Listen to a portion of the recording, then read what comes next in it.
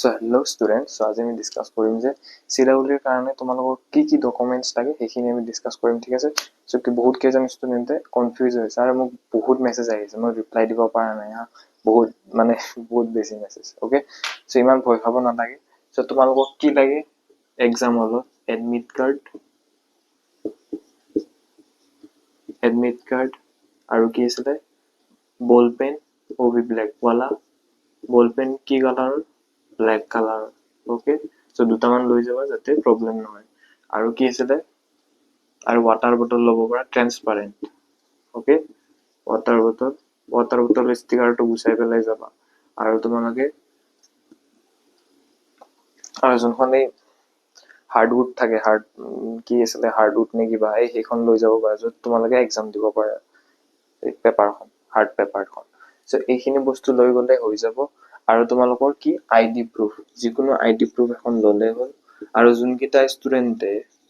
ষ্টুডেন্টে তোমালোকে already fill up কৰিলা যে থাম্ব ইমপ্ৰেশনটো দি দিলা সো সেইকেইটা ষ্টুডেন্ট আকৌ নতুনকে প্ৰিন্ট আউট কৰি লোৱা থাম্ব ইমপ্ৰেশনটো নালাগে এতিয়া ওকে সো এক্সাম হলত তোমালোকে সিগনেচাৰ আৰু থাম্ব ইমপ্ৰেশনটো তোমালোকে এক্সাম হলত কৰিব লাগিব ঠিক আছে আৰু কিছুমান ষ্টুডেন্টে সুধিছিলে যে ফটোকপি লাগিব নেকি লাগিব পাৰে দুটা কপি ফটোকপি নিজৰ ৰিসেন্ট ফটোকপি মানে কি পাসপোৰ্ট সাইজ ফটোকপি লৈ যাবা ঠিক আছে আৰু কেইটামান ষ্টুডেন্ট মই নালাগে বুলি কৈছিলো ওকে সো মোস্ট প্ৰবাবলি আছে ন তাতে জায়গা সো সেইখিনিত মাৰি লৈ পেলাই যাব পাৰা ওকে কাৰণ অকল থাম্ব ইমপ্ৰেশনৰ কথাহে মেনশন আছে যে থাম্ব ইমপ্ৰেশন আৰু সিগনেচাৰটো তোমালোকে ইনভিজিলেটৰ ফ্ৰন্টত কৰিব লাগিব সো সেই দুটা জায়গা খালি ৰাখা ঠিক আছে সো বাকিখিনি তোমালোকে এক্সামটো ভালকে দিয়া আৰু